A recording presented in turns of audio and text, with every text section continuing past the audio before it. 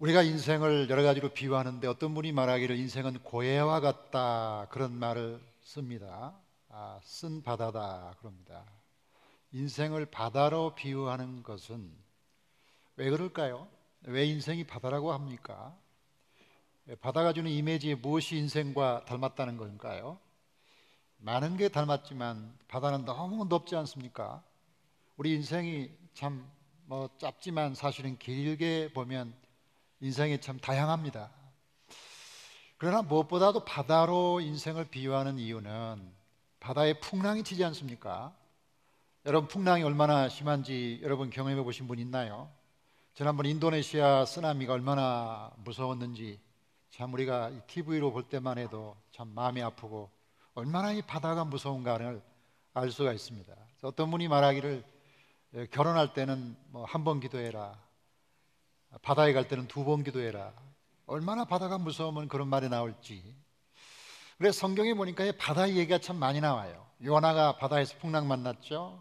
예수님이 갈릴리 바다에서 풍랑 만나서 상당히 어려움을 겪었잖아요.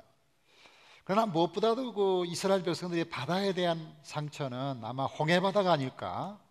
애굽에서 나와서 홍해바다 앞에 딱 섰을 때 그 엄청난 바다를 보면서 이 바다를 어떻게 건너야지 하면서 그들의 마음이 고민했는데 하나님이 바다를 건너게 했지만 그 바다에 대한 아픔과 고통의 추억은 오랫동안 그들의 정신세계 밑에 깊이 깔려서 여러분이 성경을 보면 이스라엘 백성들이 이 홍해바다를 건넜던 경험을 많이 반복해서 말하고 있습니다.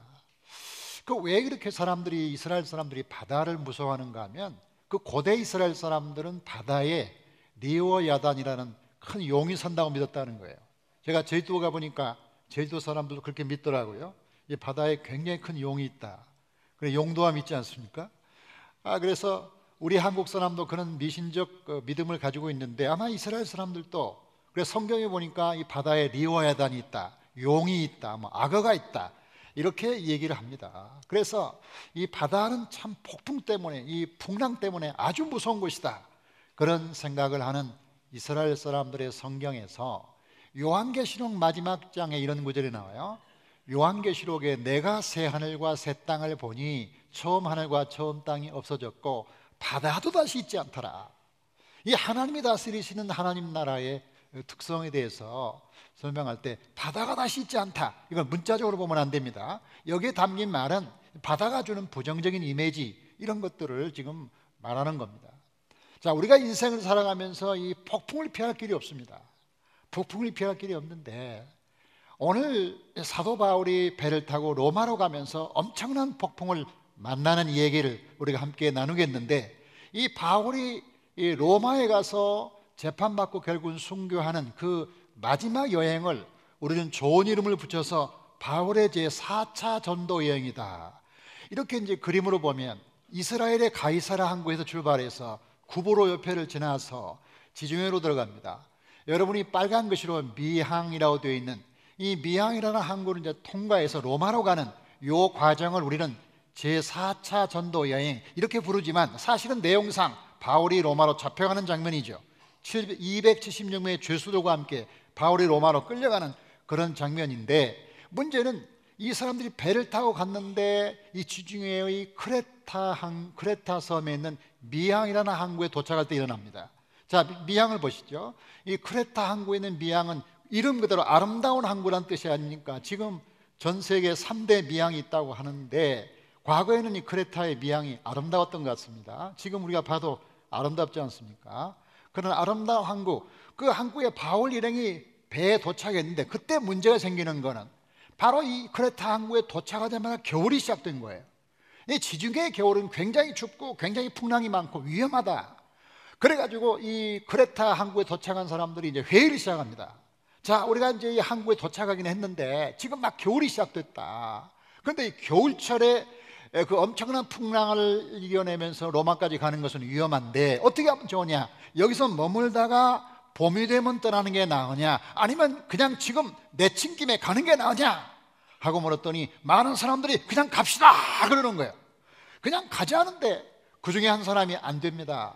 지금 가면 안 됩니다. 큰일 납니다 라고 말하는 사람이 있었는데 그 사람이 바울이었죠. 바울이 기도하는 사람이 기도해 보니까 하나님이 안 된다고 말씀하시는 거예요. 그래서 지금 출발하면 안 된다고 말을 했지만 사람들은 바울의 말을 듣지 않고 떠나서 결국은 엄청난 풍랑을 만나서 지중해에서 다 죽을 뻔한 사건이 오늘 기록됩니다. 이 사건을 통해서 우리가 인생에서 만나는 풍랑, 인생에서 만나는 이 폭풍을 어떻게 이길 수 있을까 하는 질문을 우리가 할 수가 있는데, 먼저 우리가 첫 번째 생각할 것은 뭔가 하면 왜 풍랑이 일어나는가를 생각해 보자. 왜 우리 인생에 풍랑이 있는 건가 하는 것을 생각해 보는데, 결론은 이거예요. 바다에 있는 한 풍랑은 멈출 수가 없어요. 바다에 사는 한 풍랑은 치게 되어 있으니까요. 우리가 사는 인생이 바다라면 풍랑은 피할 수가 없다. 그런데 풍랑은 피할 수가 없는데 풍랑을 자초하는 것이 있죠. 우리에게 와주는 풍랑을 피할 수는 없지만 우리가 스스로 풍랑을 자초하거나 풍랑을 키우는 경우가 많다. 그러면 왜 이런 풍랑이 오는가를 한번 생각해 볼 필요가 있다. 그러면 이제 바울이 탔던 배에 어떤 사람이 탔는가를 좀 분석해 볼 필요가 있는데, 네 종류의 사람이 탔더라. 첫 번째 선장이 탔습니다. 선장.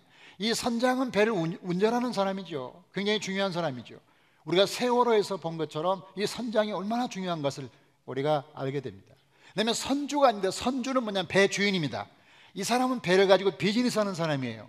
그러니까 배가 손상되면 안 되는 거예요. 이 사람이 이제 선주고요. 세 번째 백부장인데, 백부장은 뭐 하는 사람이냐면 이 죄수들이 276명이 로마로 호송되어 가지 않습니까? 이 죄수들을 호송하는 호송 책임자인 거예요.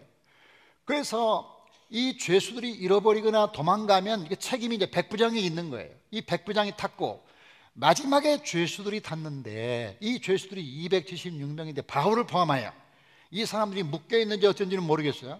어쨌든 지금 로마로 끌려가는 중에 죄수들이 있는 거죠. 자, 그러면 우리가 이제 배를 타고 가는 이 배가 인생의 배라고 친다면 이 인생의 배가 쭉 항해하지 않습니까? 그런데 이제 갑자기 풍랑을 만납니다. 그럼 풍랑을 만날 때 그 배의 운명과 미래를 누가 결정하느냐 하는 문제가 남죠. 자, 지금 이 미항에서 떠날까 말까 하는 걸 결정을 누가 할 거냐, 누가 가장 중심된 사람이냐 할 때 우리가 한번 생각해 볼 수 있습니다. 선장이 우선 제일 큰 책임이 있습니다. 선장이 운전하는 사람이니까 선장이 가지 말자 그러면 그 사람이 전문가니까 가지 말아야 되겠죠. 그다음에 선주가 있고 백부장이 있는데, 그 중에서 제일 말을 들을 필요가 없는 사람이 누군가 하면 죄수들입니다. 왜냐하면 죄수들은 꽁꽁 묶여있고 죄 때문에 묶여가는 사람이니까 그 사람들이 뭐라고 했다고 해서 누가 들어줄 필요가 없는 거예요. 근데 문제는 뭐냐면 바울이 죄수라는 거죠. 바울은 죄수 중에 하나라는 거죠. 그렇기 때문에 바울이 뭐라고 말하던 사람들이 들을 필요가 없는 거예요. 바울은 죄수일 뿐인 거예요. 이게 죄수가 뭐라고 말하는 게 뭐 대수입니까? 그렇잖아요. 그런데 바울이 기도해 보니까 아닌 거예요. 바울이 뭐라고 기도했냐? 바울이 기도해 보니까 바울의 기도가 여기 나오지 않습니까? 여기 보니까 10절 보니까 말하되 여러분이요, 10절, 내가 보니 이번 항해가 화물과 배뿐만 아니라 우리 생명에도 타격과 많은 손해를 끼치게 될 것이라고 하나님의 감동을 받고 얘기했는데, 문제는 사도 바울이 프로페셔널, 그 사람이 전문가는 아니라는 거 아닙니까? 전문가는 뭐에 항해하는 사람이죠. 운전하는 사람이거나 이런 사람인데 이 바울이 전문가가 아니기 때문에 말 안 듣는 거예요. 그러니까 사람들은 다 전문가의 말을 듣게 되어 있는 거죠. 이 선장의 말을 듣는 거죠. 이 바울이 기도하는 사람인데 대신 전문가가 아니다. 그래서 우리가 인생을 살면서 판단해야 되는 것은 우리가 인생을 살면서 누구 말을 들어야 되느냐 하는 부분에 있어서, 자, 기도하는 비전문가의 말을 들을 것이냐, 기도하지 않는 전문가의 말을 들을 것이냐, 이 부분이 굉장히 쉽지가 않다. 우리가 믿는 사람이지만 대개 전문가의 말을 들으려고 하지 않겠습니까? 그렇죠? 어떤 부분의 전문가. 근데 문제는 바울은 전문가가 아니라는 거예요. 이 항해 전문가가 아니에요. 그런데 그 사람이 가지 말자는 거예요. 그러니까 여기 혼란이 오는 거예요. 그분이 선장이라면, 바울이 만약에 선장이었다면 당연히 안 가죠. 그런데 바울이 선장도 아니고 선주도 아니고 뭐 배에 대해서는 아무런 전문적인 지식이 없는데 이 사람이 가지 말자, 그렇다고 해서 안 갑니까? 그렇지 않잖아요. 쉽지 않잖아요. 그러니까 사람들이 많이 혼란스러워 했을 것이다, 이런 생각합니다. 근데 우리가 인생을 살다 보면 그러는 거예요. 인생을 살다 보면 전문가의 말을 우리가 많이 들어야 되지만 사실은 하나님께 기도하는 한 사람의 비전문가가 기도하지 않는 100사람보다 훨씬 낫다는 것을 우리는 알게 되는 거예요. 우리 삶의 모든 가치가 기도하는 사람이냐 아니냐로 보지 않죠. 대부분이 그 사람이 전문가냐 아니냐 그렇게 보지 않아요. 근데 바울은 전문가가 아니죠. 그럼에도 불구하고 바울이 하나님으로부터 은혜를 받고 감동을 받았다는 사실을 간과하는 거죠. 그래서 이 사람들이 바울의 말을 안 듣고 그 다음에 이제 어떤 태도를 취하냐면 그 다음에 투표를 하는 거죠. 자, 투표가 뭐냐? 사람들에게 투표를 하기를, 자, 지금 가자는 사람이 대부분입니다. 근데 바울이 말하기를 바울이라는 죄수가 가지 말자 그러는데 한번 여러분의 의견을 묻겠습니다 하고 사람들에게 물은 거예요. 그래서 가자는 사람 손 들어보세요. 뭐 가지 말자는 사람 누가 있습니까? 했는데 성경을 볼까요? 뭐라고 되어 있습니까? 12절에 보니까 그 항구가 겨울을 지내기에 불편하므로 거기서 떠나 아무쪼록 베닉스에 가서 겨울을 지내자 하는 사람이 더 많으니, 이 더 많다는 것은 뭐냐면 지금 떠나자는 사람이 더 많다는 얘기예요. 그러니까 떠나자는 사람이 많기 때문에 바울의 한 사람의 말보다 많은 사람이 지지하니까 그쪽으로 가는 거죠. 여러분, 우리가 민주주의라는 것은 우리 인류가 발견해낸 가장 좋은 제도고 그것이 가장 최상이며 또 차선일 수 있는데, 그런데 우리가 민주주의의 가장 중요한 베이직한 원리가 뭐냐면 많은 사람이 지지한 게 더 오를 수 있다는 전제 아닙니까? 그렇죠? 적은 사람이 지지하는 것보다 많은 사람이 지지하는 게 더 옳다, 그런 전제가 깔려 있잖아요. 민주주의라는 제도가 더 많이 지지하면 대통령 되는 거고, 그렇잖아요. 그런데 우리가 여기서 함정이 있다는 거죠. 더 많은 사람이 지지한 게 항상 옳은 거냐, 더 많은 사람이 지지한 게 소수의 지지보다 더 항상 옳은 거냐, 대부분이 옳죠. 대부분이 옳은데 항상 옳은 거냐, 이렇게 말할 때 그렇지는 않죠. 그래서 우리가 신앙인으로서 어떤 사안을 판단할 때 많은 사람이 지지한 쪽으로 가는 게 일반적이지만, 항상 우리의 판단은 많은 사람이 지지한다고 해서 하나님이 지지하지 않으면 그건 아니다, 이런 생각을 가져야 된다는 거죠. 그러니까 많은 사람이 작은 사람보다 더 오를 수 있지만 많은 사람이 하나님보다 더 옳지는 않다는 거죠. 어떤 경우에도 옳은 것은 하나님 한 분만 옳은 줄로 믿습니다. 하나님에 대한 믿음과 그 희망을 가진 사람이 옳은 거다는 거죠. 그러니까 우리의 판단 기준은 많은 사람이 지지했느냐가 아니라 하나님이 뭐라고 말씀했느냐, 하나님이 우리에게 지금 뭐라고 말씀하느냐가 중요하다는 거죠. 우리 공동체와 개인에게 판단의 기준이 뭐냐, 그 판단의 기준은 하나님이 어떻게 보고 있느냐, 하나님이 어떻게 생각하느냐, 이런 기준이죠. 많은 사람의 기준은 참고할 뿐이죠. 여러분, 이스라엘 백성들이 애굽에서 나올 때 한 200~300만 나왔지 않습니까? 제가 세보지 않아서 모르겠어요. 대충 보면 200만 넘지 않을까 봅니다. 그러면 그 200만이 이제 홍해를 걸려서 광야에 나왔더니 먹을 것이 있습니까? 마실 것이 있습니까? 불평이 시작됩니다. 아니, 누가 우리를 광야까지 데려와서 이렇게 고생을 시키는가? 야, 우리 돌아가자 하면서 사람들이 만만치 않게 반대 운동을 했지 않습니까? 그때 만약에 투표했다면 어떻게 될까요? 그때 만약에 200만을 향해서 돌아갈까 말까를 가지고 투표했다면 어떤 결과가 나왔을까요? 저는 딱 한 가지 예견할 수 있는 게 뭐냐면 돌아가지 말자는 표는 2표밖에 안 나왔을 거다. 여호수아와 갈렙만 우리는 돌아가면 안 됩니다, 우리는 가나안 땅으로 가야 합니다, 그랬을 것이고 절대 다수의 사람들이 돌아가자 그랬을 거예요. 그러면 다수의 의견을 따라 돌아갔다면, 그렇다면 이스라엘 백성들은 가나안 땅에 들어가지 못하고 지금도 애굽에서 종살이하고 있을지 뭘지 알지 없다는 거죠.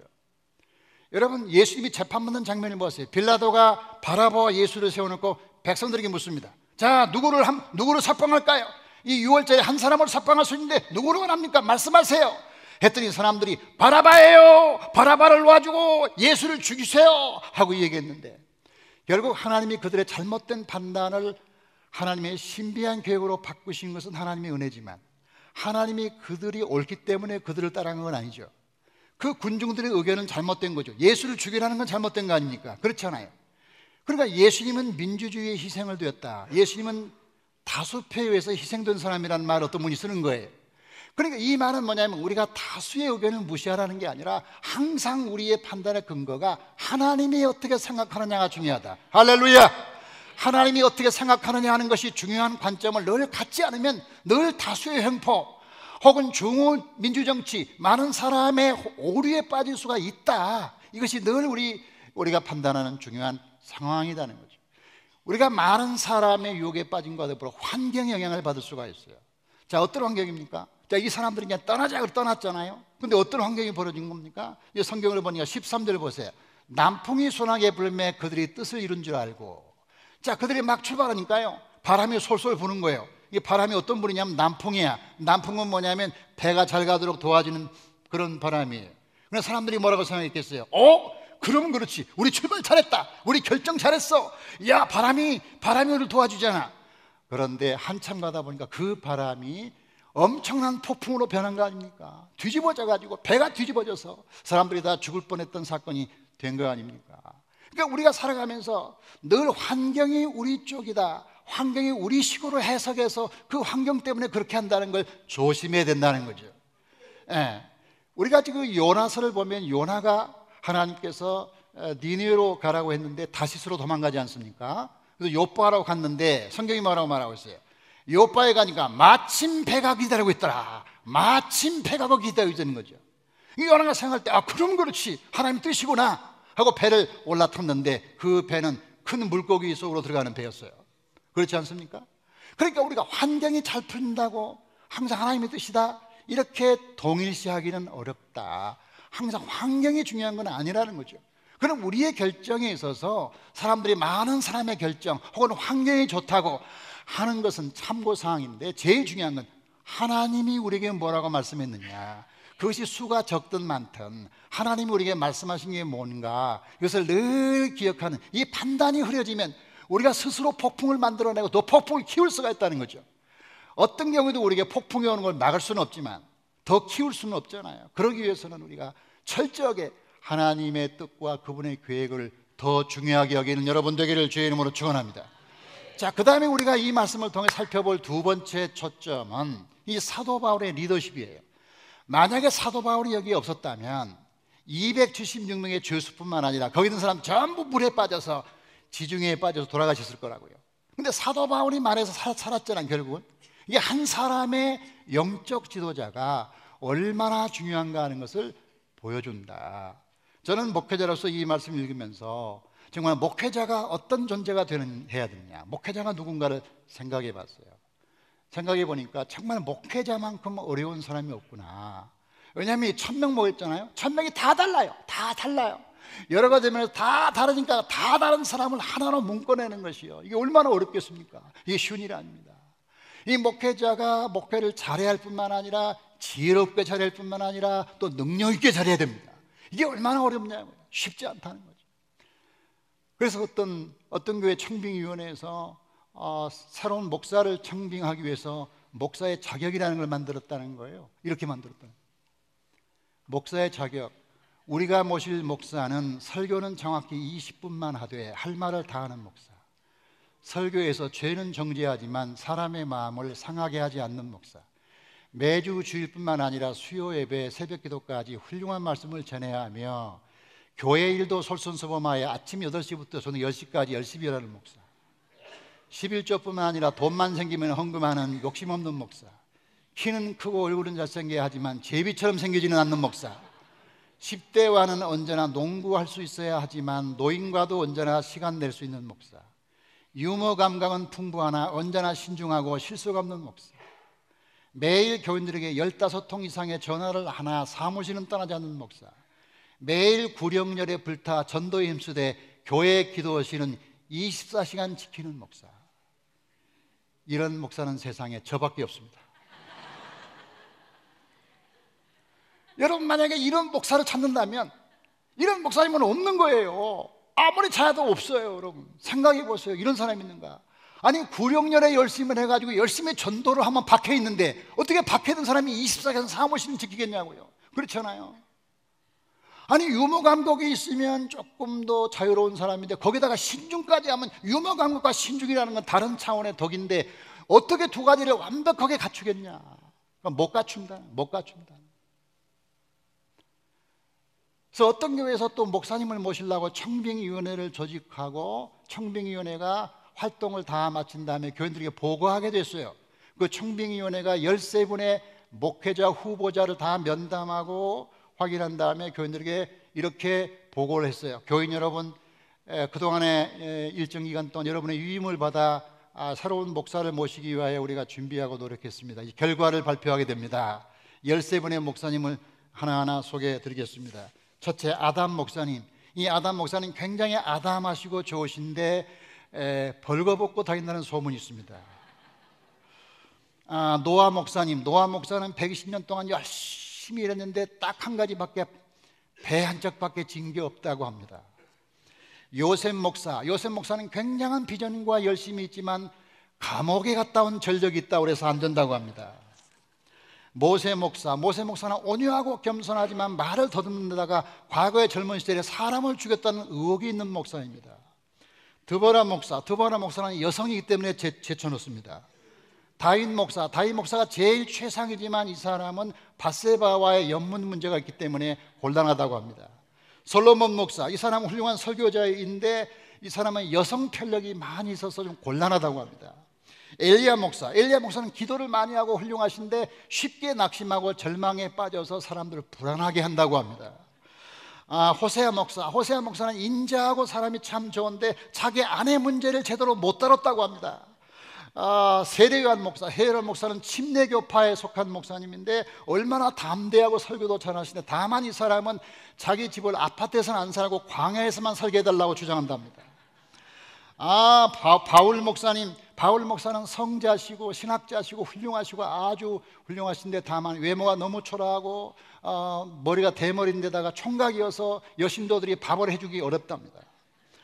마지막에 가르뉴다 목사를 만났는데 가르뉴다 목사는 굉장한 보수적이고 자기 주장이 철저할 뿐만 아니라 세무사 출신으로서 교회 재정을 든든하게 세워갈 수 있는 사람으로 판단되어 다음 주에는 가르뉴다 목사님을 설교하기로 결심했으니 여러분 다음 주에 은혜를 많이 받으시기 바랍니다. 아멘. 그래가지고 가르뉴다 목사가 왔다는 거 아니야. 아니 성경에 나오는 그 훌륭한 분들 다 제쳐놓고 결국 가르뉴다를 선택했다는 거예요. 이게 있을 수 있다, 이런 일이 있을 수 있다. 왜 그러냐? 그 장점은 안 보고 다 단점만 보니까 단점이 없는 사람이 어디 있어요? 다윗까지도 바울까지도 다 단점 투성이지. 그래 어떤 어부가 그랬다는 거 아니야? 거기 저 바다에 가가지고 그 진주 하나를 발견했다는 거예요. 값비싼 진주. 이게 진주를 보니까 다 좋은데 흠집이 하나 있는 거예요. 그래가지고 이 어부가 생각할 때 이 흠집을 없애면 더 많은 가격에 팔리겠다 해가지고 흠집을 없애는 작업을 시작했어요. 한껏 불 뺏기고 두껏 불 뺏기고 흠집 없애려고 또 뺏기고 또 뺏기고 또 뺏기니까 흠집은 사라졌어요. 동시에 진주도 사라졌다는 거죠. 여러분 완전한 사람이 없기 때문에 우리가 어떤 목사님을 모시느냐 중요한 게 아니라 그분이 얼만큼 일을 잘하고 하나님이 보내신 사람이면 누구든지 다 순종하고 따라가면 다 잘되게 돼 있다는 거죠. 그러니까 우리가 목회자를 청빙하는 과정에 있어서 정말 중요한 건 이겁니다. 여러분이 목회자를 결정한다고 생각하지 마세요. 여러분이 투표도 할 수 있고 여러분이 추천도 할 수 있고 다 할 수 있지만 내가 목회자를 결정하겠다는 생각은 안 하는 게 좋습니다. 그리고 혹시나 목회자를 추천하는 사람들에게 이렇게 얘기하고 있습니다. 여러분은 추천만 하시고 잊어버리세요. 추천만 하고 잊어버리세요. 그 결과는 하나님께 맡기세요. 많은 교회가 추천하고 그걸 꼭 우겨가지고 뭘 하나 만들어내려고 하다 보니까 파당이 생기고 문제가 생긴다는 거죠. 추천만 하세요. 그리고 잊어버리세요. 그리고 하나님께 맡기세요. 결국 하나님이 결정할 겁니다. 그렇게 믿습니까? 결국은 하나님이 결정할 일을 사람들이 자꾸 주장하고 해가지고 결국은 시끄럽게 하는 경우가 참 많다 하는 겁니다. 그리고 반드시 기억할 것은 목회자가 고용인이 아닙니다. 여러분. 목회자를 고용하는 게 아니에요. 여러분. 목회자를 고용해서 월급 주고 일시키는 거 아니에요. 목회자는 적어도 하나님이 보내시고 하나님이 일시키시고 하나님이 이끄시는 거예요. 이 하나님이 하신다는 걸 믿어야 돼요. 우리가 투표도 하고 우리가 참여하지만 그러나 하나님이 결정하신다고 믿습니까? 하나님이 결정한다고 믿어야 그게 진짜 하나님이 보내신다. 여러분이 사도행전에 보면 하나님의 사람을 뽑는 과정이 몇 개 나오는데 공통점이 뭐냐면 기도예요. 여러분 사도행전 1장에 보면 가룟유다 대신에 마띠아를 뽑았잖아요. 마띠아를 뽑을 때 어떤 조건으로 뽑았어요? 봅시다. 자, 마띠아를 뽑을 때 항상 우리와 함께 다니던 사람 중에 하나를 세워 우리와 더불어 예수께서 부활하심을 증언할 사람이 되게 하여야 하리라. 자, 마띠아를 뽑는 기준이 뭔가 하면 항상 우리와 함께 다니는 사람이에요. 이 말이 뭐냐?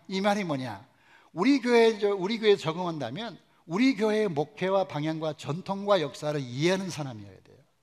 물론 다 다른 교회도 마찬가지예요. 그러나 특별히 우리 교회의 역사와 전통과 정신과 목회를 이해할 수 있어야 된다니. 아무리 능력이 많아도 우리 교회 안 맞으면 안 되잖아요. 아멘. 그러니까 우리 교회의 역사와 전통과 그 정신을 잘 아는 사람이라. 그 다음에 이제 뭐냐? 예수님의 부활을 증언할 사람. 가장 중요한 목회자의 사명은 예수님의 부활을 증언할 사람. 예수님을 잘 증언하면 되는 거예요. 목회자는 공부를 많이 해야 되는 게 아니에요. 다만 공부를 좋아하면 돼요. 목회자는 능력이 있어야 되는 게 아니에요. 다만 능력 있는 하나님을 의지하면 되는 거예요. 목회자는 완전할 수 없어요. 다만 완전하신 하나님을 따라가면 되는 거예요. 우리는 그런 사람을 뽑는 거지 하나님을 뽑는 건 아니다 하는 거죠. 어떤 경우든지 하나님이 보내신다 하는 게 중요해요. 제일 중요한 건 목회자를 바꾸는 게 중요한 게 아니라 그 목회자에게 잘해야 돼. 그리고 순종하고 복종해야 돼요. 성경 보겠습니다. 히브리서 보겠습니다. 히브리서 말씀 뭐라고 되어 있습니까? 히브리서에 너희를 인도하는 자들에게 같이 읽어봐요. 시작. 순종하고 복종하라. 그들은 너희 영혼을 위하여 경성하기를 자신들이 청산할 자인 것 같이 하느니라. 그들로 하여금 즐거움으로 이것을 하게 하고 근심으로 하게 하지 말라. 그렇지 않으면 너에게 유익이 없느니라. 여러분, 성경에서 순종하란 말 많이 나오고 복종하란 말 많이 나오지만 순종하고 복종하란 말을 두 번이나 반복한 경우는 이 경우밖에 없는데, 여기에 너희를 인도하는 사람이 누구예요? 너희를 인도하는 사람은 목회자죠. 요즘으로 말하면 영적인 지도자죠. 그런데 그 사람의 인격적인 단점과 결점에도 불구하고 하나님은 그의 인격적인 단점과 결점 때문에 그를 버리는 경우는 없어요. 그가 하나님의 일을 안 하면 버려요. 하나님의 일을 하면 되는 거예요. 그러면 그가 하나님의 일을 할 때 혼자 할 수는 없는 거죠. 그럼 그 일을 도우라고 하나님께서 많은 조직과 기구를 만든 거죠. 결국은 함께 일하도록 하나님이 기회를 주셨다. 그렇기 때문에 이제 가장 중요한 것은 우리가 기도하는 것이다. 기도하는 것이다. 성경 어디에도 기도하지 않는데 하나님이 좋은 사람을 보낸 적이 없어요. 다시 볼까요? 사도행전 1장으로 가봐요. 사람들이 얼마나 기도했나 봅시다. 무사람의 마음을 아시는 주여, 이 두 사람 중에 누가 주님께 택하신 바가 되어 봉사와 및 사도의 직무를 대신할 자인지를 보이시옵소서. 하나님께서 기도하는 사람에게 꼭 맞는 사람을 보내실 줄로 믿습니까? 지금 우리 교회는 다른 거 하지 말고 기도하면 돼요. 논란을 버리고 논쟁을 버리고 이러쿵저러쿵 말을 줄이세요. 줄이고 지금 할 것은 기도하는 거예요. 그 시간 있으면 기도하세요. 아멘. 기도를 안 하고 말을 많이 하는 거 좋은 게 아니에요. 전환기의 중요성은 말을 많이 하는 게 아니라고 여러 번 제가 말하지 않습니까? 이 전환기의 제일 중요한 것은 하나님의 뜻을 모르면서 하나님은 어떻게 하면 좋아요? 하나님의 뜻이 무엇입니까? 하나님 보내주세요 하고 간절히 기도해야 돼요. 기도해야 돼요. 이것이 중요하다. 반드시 기도하는 사람에게 하나님이 원하는 사람을 보내주시고, 하나님이 원하시는 사람이 누구든 상관없이 다 한 마음이 돼요. 하나님을 사랑하는 마음으로 교회를 섬긴다면 하나님이 여러분에게 축복하실 줄로 믿습니다. 이 말씀이 보여주는 세 번째 장면으로 가면 이제 이 폭풍을 만나는 장면으로 가봅시다. 자, 배 타고 지금 지중해를 넘어서 로마로 가는데 지금 풍랑을 만난 거 아닙니까? 풍랑을 만나는데 얼마나 이 풍랑이 심한지 성경을 보니까요, 물건들을 다 바닷속으로 집어넣는 거야. 이 배의 중량을 줄이기 위해서 먹는 양식까지 버리고. 그럼에도 불구하고 바다가 잔잔해지지 않으니까 막 계속 이 배가 위기 속에 있는데, 얼마나 위기 속에 있는 성경 말씀 보면 이렇게 되어 있습니다. 여러 날 동안 해도 별도 보이지 아니하고 큰 풍랑이 그대로 있음에 구원의 여망마저 없어졌더라. 얼마나 많은 고난이 있었는지 이제 뭐 희망이 없는 거죠. 아무 희망이 없는 거예요. 여러분, 그런데요, 참 중요한 거는 우리가 희망이 없다고 말할 때 하나님에게 희망이 와요. 항상 중요한 건요, 우리가 우리 나름대로 희망이 있다고 말할 때 하나님 조금 활동을 덜 하세요. 하나님, 우리가 모든 걸 다 포기하고 이제 끝났다 생각할 때 그때 하나님이 붙잡아 주시는데 어떻게 붙잡아 주세요? 오늘 말씀에 24절 말씀이 중요합니다. 자, 24절 말씀이 중요하니까 크게 읽어봐요. 시작. 바오라, 두려워하지 말라. 내가 가이사 앞에 서야 하겠고 또 하나님께서 너와 함께 항해하는 자들을 다 내게 주셨다 하였으니. 여러분, 이 위기를 만난 뱃속에서 바울과 모든 사람이 다 죽어가는데 그 위기 속에서 하나님 나타나신 거예요. 하나님 나타나서 무슨 말 하셨나 하고 보니까 두려워 말라고 말씀하시면서 뭐라고 말씀하시냐면, 네가 가이사 앞에 서야겠고, 이 가이사는 로마 황제거든요. 시저를 말합니다. 황제 앞에 서서 내가 너를 통해서 하고 싶은 일을 그에게 말해라. 너에게는 위대한 사명이 있다. 너는 지금 배 안에서 지금 겨우 생존을 위해서 그렇게 힘들게 살고 있지만 너는 분명히 살아날 것이고, 살아난 뒤에 무엇을 할 것인가 생각해라. 지금 하나님은 그 백성을 살려주는 방법을 말하는 게 아니라 살아야 할 이유를 말하고 있는 거예요. 우리가 살아야 되는 방법을 찾아가면 방법도 나오겠죠. 그러나 이유를 모르면 그 방법이 아무리 많아도 무슨 소용이 있겠어요. 근데 하나님의 방법은, 이 바울에게 방법을 말해준 적이 한 번도 없어요. 이 사도행전을 쭉 보면 이 바울이 어려울 때마다 하나님이 주신 것은 항상 살해할 이유, 사명, 네가 목숨 걸고 붙잡아야 될 너의 사명, 무엇을 위해 살아야 되는가, 이걸 말하는 거죠. 예를 들어서 이 로마서 사도행전 18장에 보면 고린도에 가서 많은 어려움을 당하지 않습니까? 대적자들이 바울을 죽이려고 하고, 그때 하나님 뭐라고 말씀하십니까? 자, 사도행전 18장 보면 어떻게 되어 있습니까? 사도행전 18장에서 내가 너와 함께 있음에 어떤 사람도 너를 대적하여 해롭게 할 자가 없을 것이니 이런 이 성중에 내 백성이 많음이라. 이 말은 이 고린도 도시 안에 많은 구원받을 사람이 있으니 네가 그들 위해서 할 일이 있으니까 염려하지 말고 그들을 두려워하지 말고 네 사명을 가지고 나가라, 그런 얘기예요. 자, 그렇게 하고 26장인가요? 26장에 보면 아그리빠 왕 앞에서 재판을 받아요, 사도 바울이. 자, 아그리빠 왕에서 재판받는데 뭐라고 말합니까? 아그리빠 왕이야, 그러므로 하늘에서 보이신 것을 내가 거스르지 아니하고. 이거 한번 따라해 봤어요. 그러므로 하늘에서 보이신 것을 내가 거스르지 아니하고. 자, 지금 사도 바울은 아그리빠 왕 앞에서 지금 죽느냐 사느냐 재판받고 있는 거예요. 지금 위기에 찬 순간인데, 그 순간에 사도 바울이 붙잡은 건 뭐냐면 하늘이 나에게 보인 게 있다, 하늘이 나에게 보이신 게 있는데 내가 그것을 거스르지 않겠다, 나는 그것을 위해 산다. 다른 말로 말하면 내가 땅에 살지만 나는 하늘에 주신 것을 붙잡고 사는 사람이라는 거예요. 그러니까 어떤 위기에도 불구하고 그 위기를 이기는 방법은, 위기를 이기는 방법을 알았기 때문에 위기를 이기는 게 아니라 위기를 이겨서 내가 그 다음에 뭐 할 건가가 나와야 돼요. 내가 받은 사명이 뭐고 내가 어떤 일을 할 것인가를 가지고 있는 사람은 어떤 경우도 살 수 있는 환경을 가지게 되는 거죠. 제가 선교를 결심하면서 스스로 만든 구호가 하나 있는데 이겁니다. Live to die, die to live. 이거 제가 만든 거예요. 근데 갈라디아 2장 20절 말씀과 모든 성경을 요약한 거예요. 자, 이게 무슨 말일까요?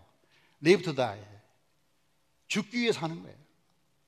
여러분, 인생에 가장 두려운 게 죽음 아닙니까? 사람들은 나 안 죽으려고 그러잖아요. 보여주세요, 계속. 자, 그런데요, 죽음이 목적이야, 나는 죽기 위해 살아, 나 죽는 거 아무 상관없어, 죽는 게 문제없다. 아니, 죽기 위해 사는데 그 삶이 얼마나 두려움이 없겠어요? 무슨 문제가 있겠어요? 죽기 위해 사는데. 아니, 죽는 것도 안 두려운데 뭐가 문제냐고요. Die to live, 살기 위해 죽는다. 내가 산다는 목적으로 살아가는데 죽는 게 뭐 어렵냐 이거야. 그러니까 살고 죽는 문제를 떠나서 하나님이 나에게 주신 사명을 붙잡고 산다면 내가 위기에 있든지 풍랑을 만나든지 어떤 경우를 당하든지 그 문제를 다 해결하게 될 줄로 믿습니다. 문제는 우리에게 왜 사느냐의 문제가 없는 거예요. 어떻게 사느냐만 가르쳐요. 학교에서 대부분의 교육은 뭐냐면 어떻게 하면 성공하고 어떻게 하면 잘 사느냐, 이걸 가르치는 거예요. 근데 교회는 그걸 가르치는 게 아니라 왜 사느냐를 가르치지 않아요. 그러니까 신앙이 있어야 된다니까요. 신앙 그래서 필요하다, 그렇게 말할 수가 있어요. 그렇게 하나님이 사도 바울에게 내가 너에게 주신 사명이 있다, You have great mission, 너는 위대한 사명이 있다, 이걸 막 자꾸 심어주는 거잖아요. 이 사명을 받은 이 사도 바울, 이 사명을 주신 분이 누굽니까? 23절 보면, 저는 23절을 매우 좋아해요. 23절을 같이 볼까요? 시작. 내가 속한 바 곧 내가 섬기는 하나님의 사자가 어젯밤에 내 곁에 서서 말하기를. 자, 어젯밤에 내 곁에 서서 말하기를, 하나님이 그랬다는 거 아닙니까? 지금 풍랑치는 바다예요. 바다의 한복판에 지금 죽음과 삶이 왔다 갔다 하는데 어젯밤에 하나님이 나타났다는 거잖아요. 이야, 정말 여러분, 어젯밤에 하나님이 나타나서 옆에서 말했으면 했다면 정말 행복한 사람 아닙니까? 뭐가 문제겠습니까? 하나님이 살아계신데, 하나님이 살아계신다는데 뭐가 문제예요? 하나님이 죽었어야 문제인데 하나님이 살아서 옆에서 말씀하셨다는데 이런 사람이 얼마나 행복하겠냐 하는 거죠. 우리가 잘 아는 찬송 중에 171장 살아계신 주 이 찬송 있지 않습니까? 자, 가사 한번 볼까요? 너무나 잘 아는, 하나님의 독생자 예수 날 위하여 오셨네, 내 모든 죄 사하시려고 십자가 지셨으나 다시 사셨네. 살아계신 주, 이거 한번 불러봐요. 살아계신 주 나의 참된 소망, 두려움이 사라지네, 사랑의 주 내 갈 길인 너하니 내 모든 삶의 기쁨 늘 충만하네. 이 찬송은 우리말로도 아름답지만 이 찬송을 영어로 제가 어쩌다가 봤어요. 그런데요, 가사가 너무너무 좋은 거예요. 봅시다. Because he lives, 그가 살아계신다. 그렇기 때문에 I can face tomorrow, 우리는 내일을 직면할 수 있다. Because he lives, 그가 살아계시기 때문에 all fear is gone, 모든 두려움이 사라졌다. Because I know he holds a future, 그가 미래를 붙잡고 있는 걸 내가 알기 때문에, 바로 그 이유 때문에 Life is worth living, 우리의 삶이 살만한 가치가 있고, Just because he lives, 그가 살아있다는 그 이유 때문에, 바로 그것 때문에 우리는 미래에 담대히 나갈 수 있다. 그거는 Because he lives, I can face tomorrow. Because he lives, all fear is gone.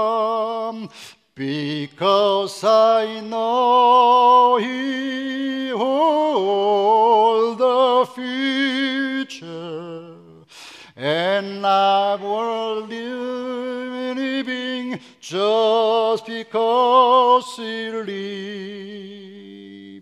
이 노래가 우리가 가르치는 건 딱 한 가지예요. 우리가 이런 것 저런 거 다 항상 행복할 수도 없고요, 항상 성공할 수도 없고요, 항상 좋은 일만 생기는 것도 아니고요, 항상 합격하는 것도 아니고요, 항상 좋은 일만 있지 않지만 항상 있는 게 하나 있다. Because he lives, 그는 살아계신다. 아멘. Because he lives, 그는 살아계시기 때문에, 바로 그것 때문에, 그 이유 때문에, 다른 것 때문이 아니라 그 한 가지 때문에, 그 한 가지만 가지고 우리가 여러 가지 많은 고난과 역경 속에 있지만 I can face tomorrow, 우리는 내일을, 그런 미래를 직면할 수 있고 바라볼 수 있고, 어떤 종류의 어려움도 we can overcome, 모든 걸 다 이길 수 있고 극복할 수 있다. 왜? Because he lives, 그는 살아계시기 때문에, 바로 그것 때문에 우리가 그렇게 말할 수 있다는 거죠. 다른 이유는 없어요. 우리가 살아보니까요, 뭐 잘되기도 하고 못되기도 하고, 성공도 하고 실패도 하고, 뭐 그래요. 목회자도 마찬가지, 목회 잘되기도 하고 안되기도 하고 다 그런 거죠. 그런데 그럼에도 불구하고 한 가지 변하지 않는 사실은 하나님은 살아계신다는 사실입니다. 이 하나님이 살아계신다는 이 사실만큼은 아무리 뭐라도 바꿀 수 없는 중요한 사실인데, 우리는 그걸 믿고 있다는 거죠. 믿고 있다. 그러므로 우리가 가장 붙잡아야 될 제일 중요한 믿음은 Because he lives, 그가 살아계신다. 한번 유창한 발음으로 따라해봐요. Because he lives. 야, 발음이 얼마나 대단한지 모르겠어요. Because he lives, 그가 살아계시기 때문에, 그것 때문에 우리는 we can face tomorrow, we can face future, we can face difficulty, 모든 종의 어려움, 모든 종의 미래를 전부 바라보고 직면하고 이겨내고 승리할 수 있는데, 바로 이 때문에 저와 여러분이 여기 있는 겁니다. 우리가 바다에 사는 한 폭풍을 피할 길이 없습니다. 왜 폭풍이 오냐고 묻지 마세요. 딱 한 가지 이유가 있어요. 바다에 살기 때문에 그래요. 어차피 바다에 사는 인생은 폭풍을 피할 수가 없어요. 다만 우리가 폭풍을 이겨내는 비결은 Because he lives, 그가 살아계시고 지금도 우리 옆에서 말씀하시고 권면하시고 축복하시고, 바로 그것 때문에 저와 여러분이 지금 살아있다는 사실을 믿으시기를 주의 이름으로 축원합니다. 하나님 아버지, 감사합니다. 거룩한 주일에 주님께 나와 예배하고 기도하게 하심을 감사합니다. 지난 한 주 많은 일이 있었으나 주님이 지켜주시고 보호해 주시니 참으로 감사합니다. 넘어져 일어나고 싶지 않을 때도 있었고 마음이 답답하여 속상할 때가 있었지만 주님이 그때마다 일으켜 세워주시고 새 힘을 주셔서 하나님의 교회에 나오게 하시니 감사를 드립니다. 가끔 사망의 음침한 골짜기를 다닐 때에도 주께서 우리와 함께 하셔서 여기까지 온 것을 주님 감사를 드립니다. 한 주간 동안 우리 가정을 지켜주시니 감사합니다. 우리 가정은 주님만 섬기는 가정이 되게 하여 주시옵소서. 하나님 아버지, 또한 우리가 아름다운 믿음으로 새로운 목회자를 구하고 있으니 하나님 좋은 목회자를 보내주시되 제일 중요한 것은 능력 있는 목회자보다는 능력 있는 하나님을 믿는 목회자를 보내주시옵소서. 아버지, 공부 많이 한 목회자가 아니라 공부를 좋아하는 목회자를 보내주시옵소서. 거룩한 목회자가 아니라 거룩하게 되려고 몸부림치는 목회자를 보내주시옵소서. 사도 바울같이 사람들을 바라보지 말고 하나님만 바라보는 믿음의 사람을 보내주시옵소서. 기도하지 않으면 이런 일은 일어나지 않습니다. 사도행전의 교인들처럼 기도함으로 하나님의 놀라운 복을 우리 모두가 받게 하여 주시옵소서. 이번 가을 봉에는 이를 위해서 중대한 계기가 될 것입니다. 미스바처럼, 갈매산처럼, 오순절 다락방처럼 모두 모여 기도함으로 우리의 잃어버렸던 기도가 회복되게 하시고, 사랑도 회복되게 하시고, 믿음도 회복되게 하여 주시옵소서. 우리가 살아가면서 믿는 한 가지는 주님께서 살아계신다는 그 한 가지입니다. 주님이 살아계신다는 사실이 분명하다면 무엇 때문에 두려워하고 무엇 때문에 고통합니까? 주여, 우리로 하여금 담대한 마음을 부어주시옵소서. Because He lives, 그가 살아계시기 때문에 우리는 모든 것을 할 수가 있고 모든 게 가능합니다. 이 믿음을 우리에게 부어주시기를 바라고, 개인이나 교회나 이번 가을에 모두 회복되고 일어나도록 우리 주님께서 축복하시고 만져주시옵소서. 예수 그리스도 이름으로 기도하옵나이다. 아멘.